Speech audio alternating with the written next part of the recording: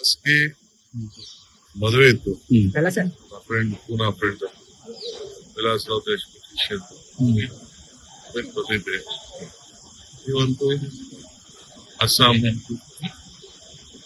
ಅಧ್ಯಕ್ಷರು ಇವತ್ತೆಲ್ಲ ಏನೆಲ್ಲ ಮೀಟಿಂಗ್ ಇದೆ. ಈಗ ಕಾಂಗ್ರೆಸ್ ಆಫೀಸ್ ಹೋಗ್ತಾ ಇದ್ದೀನಿ. ಯಾರ್ದ ಪಕ್ಷದ ಸೇರಿಸ್ಕೊಳ್ಳೋದು ಕಾರ್ಯಕ್ರಮ ಇದೆ. ಯಾರಂತ ಕಾಂಗ್ರೆಸ್ ಮಾಡಿದ್ದೀವಿ. ಬಂದ್ಮೇಲೆ ಕೆಲವು ಕೆಲಸ ಮಾಡ್ಬೇಕಲ್ಲ. ಸರ್ ಕೆಪಿಸಿಸಿ ಅಧ್ಯಕ್ಷರಾಗಿ ಹೌದು, ನಾಳೆ 6 ವರ್ಷ ಆಗಿದೆ. ಅದು ಪ್ರಯುಕ್ತ ನಮ್ಮೆಲ್ಲ MLAಗಳು ಯಾರು ಗೆದ್ದಿದ್ದಾರೆ, MLCಗಳು, ಅವ್ರಿಗೆಲ್ಲ ಊಟ ಕೊಡ್ತಾ ಇದೀನಿ.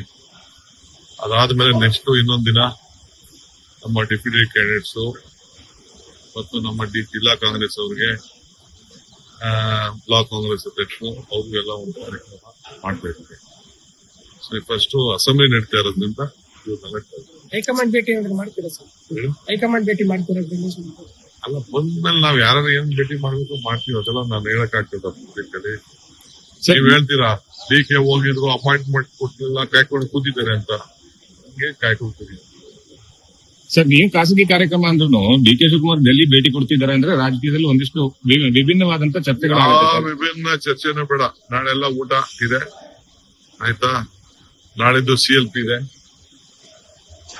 ಈಗ 4 ಗಂಟೆಗೆ ಬಜೆಟ್ ಯಾವ ರೀತಿ ಪ್ರೆಸೆಂಟ್ ಮಾಡ್ಬೇಕು ಅಂತ ನಮ್ ಸ್ಪೀಕರ್ ಸಾಹೇಬ್, ಕೌನ್ಸಿಲ್ ಸಾಹೇಬ್ ಎಲ್ಲ ಹೇಳ್ಕೊಡ್ತಾ ಇದ್ದಾರೆ. ಕಾರ್ಯಕ್ರಮ ಸರ್, ಅಸ್ಸಾಂಗೆ ಈಗಾಗಲೇ 43 ಕ್ಯಾಂಡಿಡೇಟ್ ಇವತ್ತು ಇನ್ನೊಂದು ಸ್ಕ್ರೀನಿಂಗ್ ಕಮಿಟಿ ಇದೆ.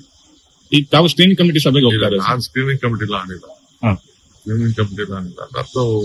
ನಮ್ ಜವಾಬ್ದಾರಿನೇ ಬೇರೆ.